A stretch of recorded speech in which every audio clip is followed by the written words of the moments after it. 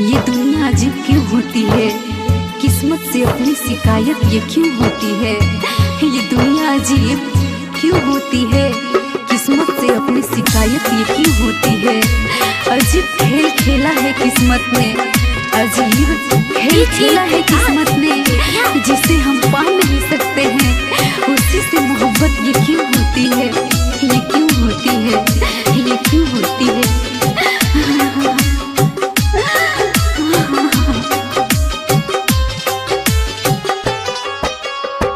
मीठा बोलिया बोल के बोते अइलो कहेला, ये जरा सुना।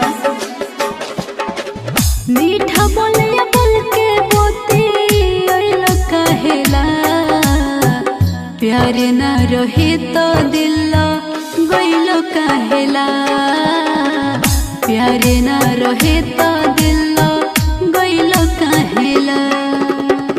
हंसिए हंसा के तू रोइलो कहेला, हंसिए हंसा के तू रोइलो कहेला, प्यार न रहे तो दिल गइलो कहेला, प्यार न रहे तो दिल गइलो कहेला।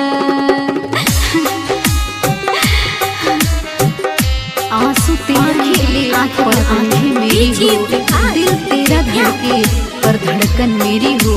हम दोनों का प्यार इतना गहरा हो कि सांस तेरा रुके पर मौत मेरी हो, मौत मेरी हो।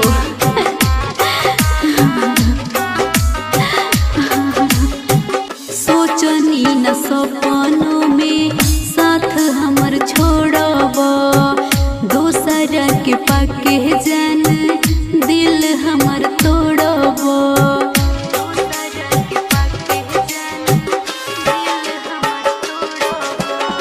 सोचनी न सपनों में साथ हमर छोड़ब, दोसरा के पाके जान दिल हमर तोड़ब। लाखों बात को के ठुक रोइलो कहेला, लाखों बात को के ठुक रोइलो कहेला, प्यार न रहे तो दिल गइलो कहेला, प्यार न रहे तो दिल गइलो कहेला। टूट गया है दिल पर अरमान वही है, टूट गया है दिल पर अरमान वही है। दूर रहते हैं फिर भी प्यार वही है, जानते हैं कि मिल नहीं पाएंगे, जानते हैं कि मिल नहीं पाएंगे, फिर भी इन आँखों में इंतजार वही है, इंतजार वही है।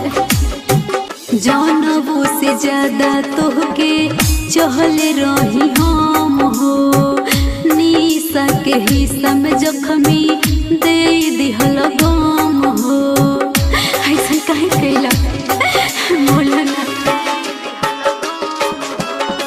जानबो से ज्यादा तोहके चहले रही हम हो, निशा के जिंदगी में कुंदन दे दिहल गम हो।